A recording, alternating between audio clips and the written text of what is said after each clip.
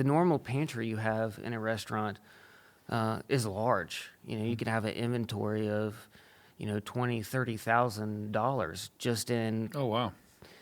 And a lot of those things are just different kinds of oils, vinegars. You will always have, 10 plus different kinds of vinegar to, choose from whenever you're cooking.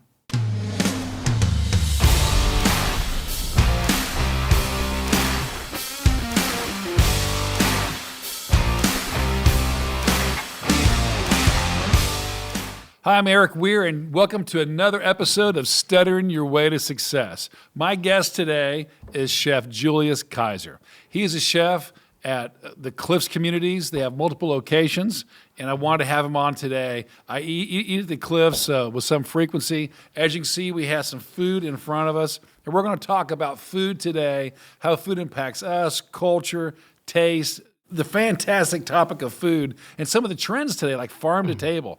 So tell me, what got you into your interest in food, and why are you a chef today? Well, it all started when I was a child. I grew up on a farm, and I found that the easy way to get out of the hot summer heat and picking the beans was to actually hang onto my grandmother's apron at lunchtime. So from there, I learned a lot from her. So I started learning just her recipes, her cooking, and kind of gained a passion for cooking there. That also, however, growing up a farm, it led me to the agriculture part of things and the growing of the food and what can be local and sustainable. Wow.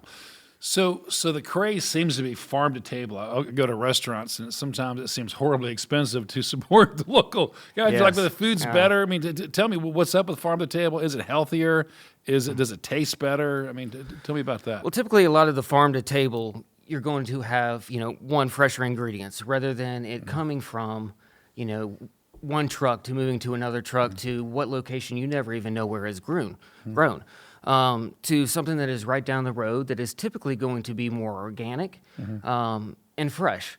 Then also you get to know the people that are growing it, and also the food that comes from the local area and cooked in those local preparations, especially in the tradition of cooking, tends to taste better, in my opinion. It's your heirloom grains from Charleston, cooked in the methods that they were originally cooked. I found to be, the purest and actually taste the best. Okay, fantastic. So when you're preparing a meal, you talk of people like they feel the food, they enjoy it, they just look for. Are you like that? And then I mean, is that what draws you to cooking and preparing food? And yes. Are there dishes that you make that are invigorating to you, or? Well, I mean, I'm definitely in this for the people. For me, it's making people happy. I can actually take, this ingredient that, was grown by a friend of mine, and he put his passion and his heart into it. And then I can take that ingredient and put my skills and my passion into it, then create a meal for you. And then at that point, for you to enjoy that meal and to get to know you and to get to know what taste you like is what's important to me. Is there a type of food that you enjoy preparing more than another? No, I really enjoy it all. I guess my biggest passion is learning about them all. So just diving into different cuisines, learning about the origin, learning about their ingredients and, and how they're used. I mean, if you think about it, across the world, we mostly have a lot of the same ingredients. The difference is how they're prepared. Right.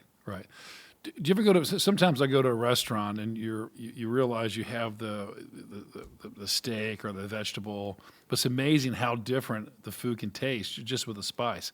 So, what would you estimate the cost of the food is like? Seems like it's 80 or 90, maybe 95%, but it's the seasoning that's the least expensive, but it makes the most massive difference. So, is there an art to that? I mean, where did you learn how to do that? Well, one, you learn from, of course, your mentors. And growing up, throughout the industry, I worked for some great chefs who taught me, cool techniques. But really what it comes down to is you have to train yourself. So people can teach you things, but they can't teach you taste. So that's the big part of it is, tasting things, as well as going out and experiencing different cuisines, going to different restaurants, tasting the different foods, and actually think about what you're tasting and why it's tasting better than, say, the restaurant down the street. Right. And once you figure that out, you can improvise and kind of make it your own. What's the difference between a restaurant? I'm going to London on Friday, and in many places in the country that they don't have a Michelin star restaurant. It requires population. It requires certain things to qualify. But what goes into being a Michelin restaurant, and why is it so expensive to eat at a place like that? Well, I guess really the biggest thing is having the staff, but then also all the equipment and things that you need. So at a Michelin star restaurant, you are going to be dealing with a little bit more, we're going to say, manipulation of the cuisine. So where you might take a kernel of corn, instead of it being cooked, it's freeze-dried. So that takes a different type of equipment plus a different skill level. And one of the big things is really staff. It takes a lot to put all that together. Now, most of these Michelin star places, of course, prize themselves on the local ingredients. A lot of them are even foragers themselves. So that's also part of it, is having the quality. And then you're really paying for the expertise and the experience, as well as the service. At a Michelin star restaurant, you're going to have top-notch service. You aren't going to exactly get that everywhere else. So you're getting the best of the best. Right. So really the price, I would say, mostly is for the staff and the people to actually execute on that level. I understand. Yeah, I was reading something where it said that there are a number of Michelin star restaurants that actually operate at a loss, and they'll make their money back on a big occasion or a wedding event or something along those lines. And I was surprised to learn that, but it makes sense after you explain that. So how important is food to the cliffs or the club? I mean, why are you there? Why do they have chefs? And what does that do to membership and growth and community? Well, we definitely have some well-traveled people, and we get to cook different cuisines. That's one thing that I really like. As I said, I'm real interested in different ones. The thing that I like the most about being at a private club is getting to know the members. So you get to know that this person has a certain food allergy, and you see their reservation, and you can cater to them ahead of time. So, if you have a dairy allergy, you have a different dessert, planned for them, so it's not the usual. But just, it's a lot of the relationships, getting to know the people, what they like, and they really become friends of yours. Now, in a say, standalone restaurant, you see different people every single day. You aren't able to really make those relationships and friendships. That's what I really like about the club atmosphere. But then these people love to eat, and a lot of our clubs at the Cliffs we're out, and not so close to the city. So right. being able to provide them with the great amenity of wonderful food and drink and higher class food and drink, just as good, if not better, than you could find at your top downtown restaurants, is an amenity. And like you said, operating at a loss. In a club atmosphere, you do operate at a loss in food and beverage. That's what they're. Yeah, we're an amenity. Right. The money comes from the dues. Right. And things of sales of land. So, being that amenity, is actually quite humbling, and it's really kind of pleasurable just to be in that atmosphere and be able to cook different things every single day. Most restaurants, you're going to cook the same menu every single day, and you're going to have maybe a feature or two. I write my menu the day of. Oh, wow. Okay. So, I'll stop by, the farm or two farms or three farms on my way into work. Interesting. I'll grab what they have and then start with a clipboard. So you're taking this whole farm-to-table thing very seriously then. You're like, you're buying it today, right? Yeah, wow. I mean, I don't even really think about it as farm-to-table as I do just a normal day in, that's what we do. You know, Okay. so Wow. my way of doing things. Okay. So what is this? I mean, we're talking farm to table. I Yes. must say that I go to some grocery stores and nothing really quite looks like this. This looks like really fresh. It looks so. What is this? All right. Well, we'll start off with the interesting corn that you think might be a decoration from Thanksgiving. So this is butcher's blood corn. It's actually an Italian seed that my farmer grew for the first time. This has never been grown in this area, as far as we know. Who knows if it's even been grown in the States? But then also in these little dishes, he actually milled the corn. And so we now have this red cornmeal. Actually, your back one. We'll talk about that one in a second. Yeah, yeah. So you have so this is milled into the cornmeal Oh, I see. and the that. grits. Yeah. Okay. So actually, just got a hold of these here recently because it has to go through a curing process. These are the best grits that I've ever had. So as soon as he's like, hey, I got these. I bought 10 pounds. I cooked them. Okay. By the time I got that pot of grits done, I called him up and asked how much he had. He's Really? like, I got, Well, you're in South Carolina. Grits are serious here. Yeah. So, yeah. That's a So big claim. I immediately said, I want 100 pounds. Oh wow. Okay. So that's a Grits are on the menu at the Cliffs.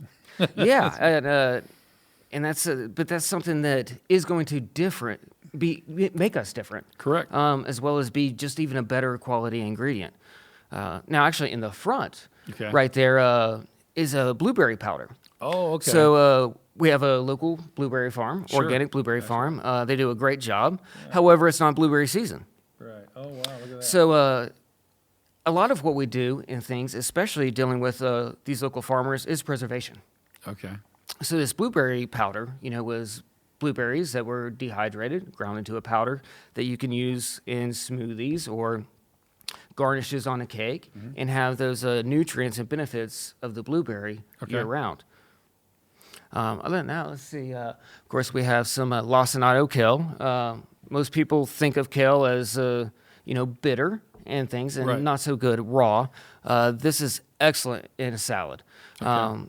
So lacinato kale, also called dinosaur kale or black kale. Okay.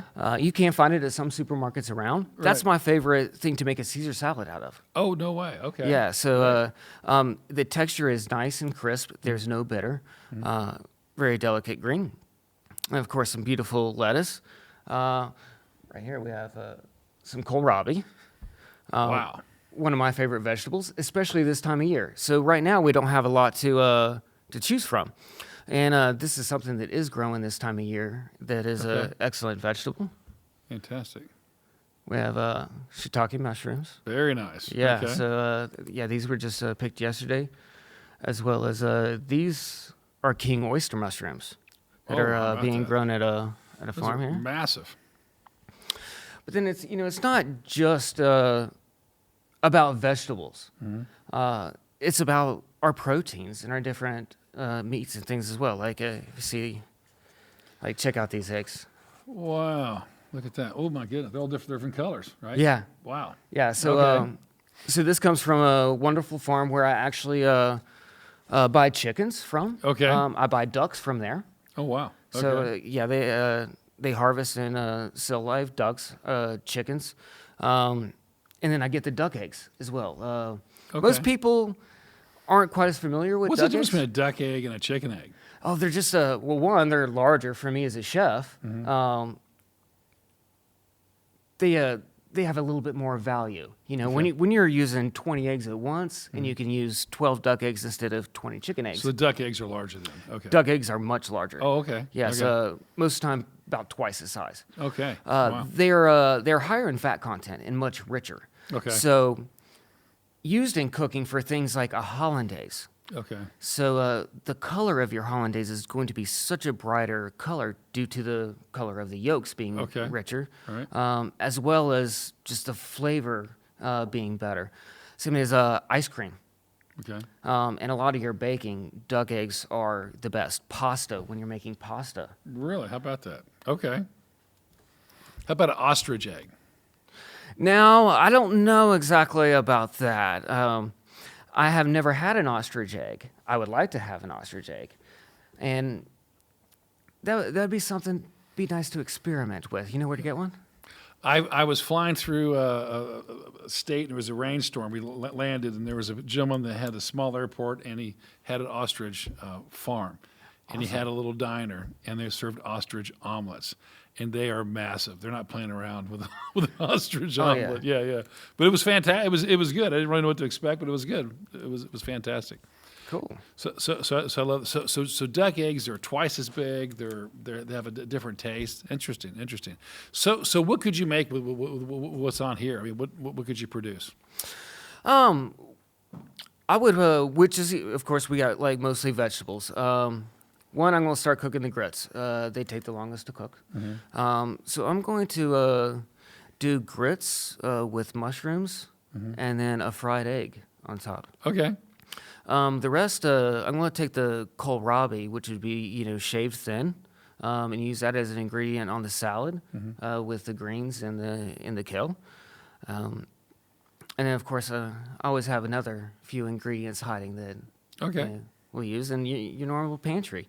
Actually, like the normal pantry you have in a restaurant is large. You can have an inventory of, $20,000, $30,000 just in. Oh, wow.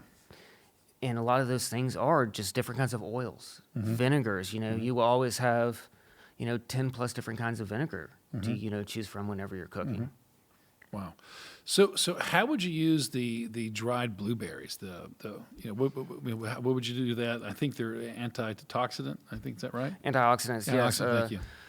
They have so many benefits nutritionally. One thing I like to do with it is, let's say we're making a cake and we want to do a blueberry icing, taking and using that as a dust to kind of finish it, or even just as a garnish on the plate. But then also, say, taking it and we're going back to the duck eggs, and we're going to make a traditional zabaione, Right. And you can take that blueberry powder, then add that in there, and you have blueberry zabaione. Okay, I've been a member of a number of clubs over the years, and I must tell you, we go for the Mother's Day brunch. It's always spectacular and fantastic. What's up with Father's Day? You get there, it's like nachos and wings. I mean, it's like such a letdown. I mean, Mother's Day is like it's got it all going on. Well, I'll tell you, Mother's Day, as soon as we open reservations, we're going to be booked. Yeah. Now, Father's Day, I think, a lot of it is most of the fathers end up get stuck grilling at home. Oh, is that right? Okay. Well, one, not that, I love grilling at home. But I found sometimes doing things like nice steak packages. Right. A couple of baked potatoes with all the ingredients and some nice prime, thick-cut ribeyes as a grilling package tends to do better than actually the reservations in the dining room. Interesting. Well, Now, if I were now this I'm with level, you. I'd love to be taken out to dinner. Yeah. So a long time ago, a very creative artist and man of many talents, Michelangelo, said there are four major things that a city needs to grow. One is water, like a river or a body of water, a lake, something like that. Number two is music. Love to have music, live music. Number three was art. And the fourth was food. So how do you see food as an interplay between art and urban planning and growth that a city like Greenville has had? Well, one, like food brings us together. It's not very often, and it's kind of a shame if you ever have to eat alone. That's something you're having to do whenever you're busy and needing food.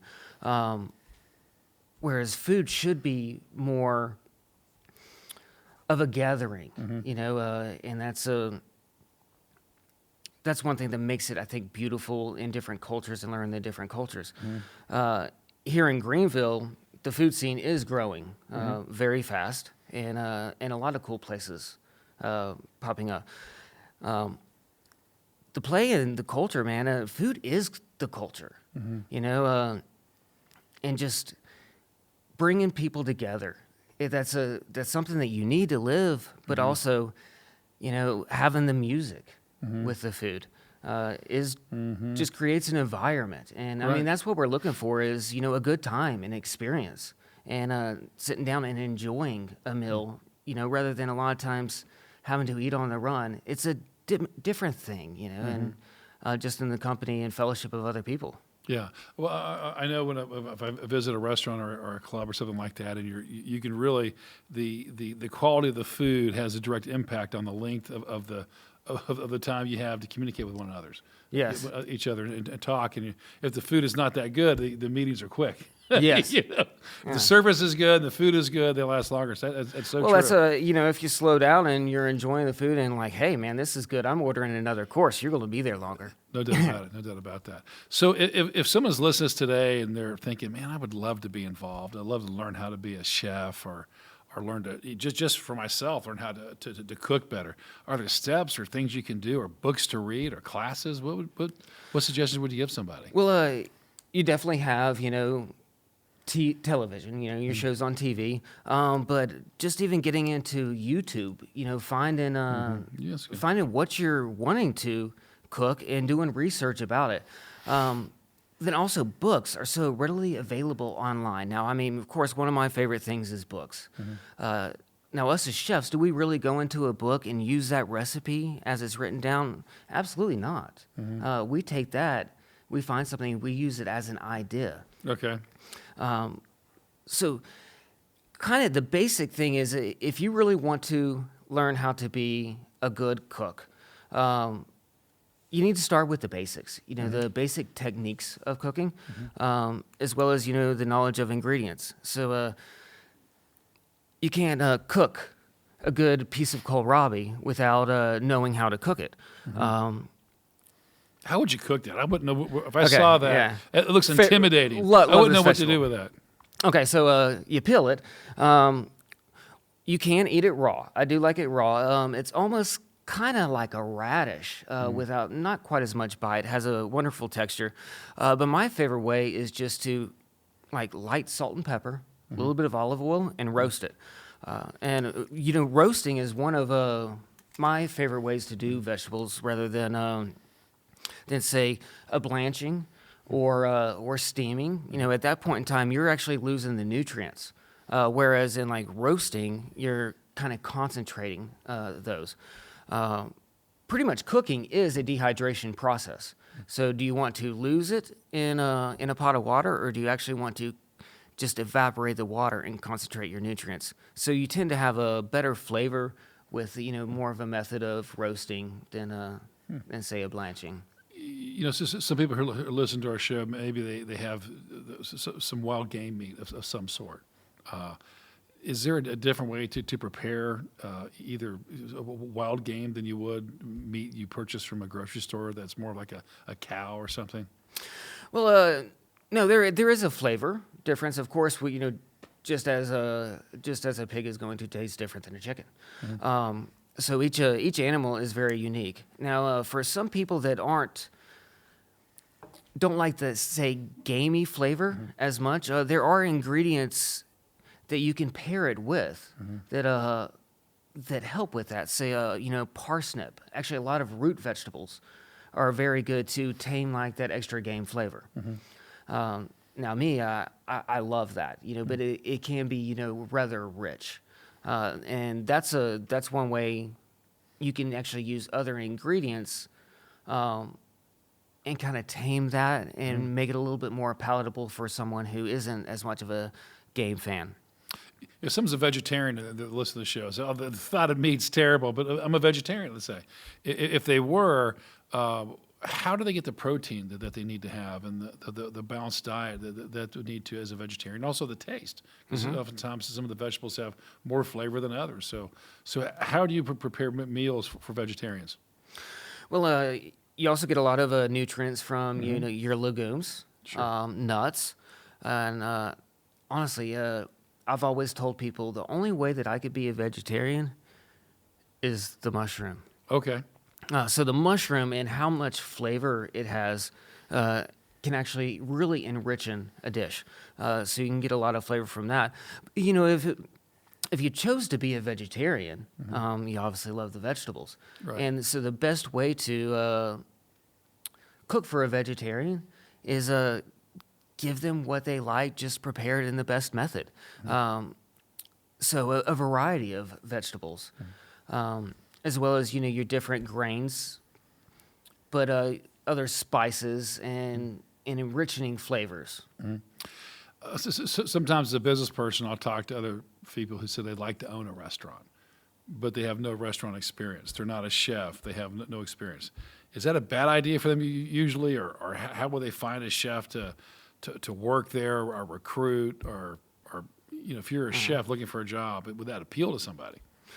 Well, I don't think it's a bad idea to get into the industry. What you need to do, though, is hire people that you trust and then trust them to do their job.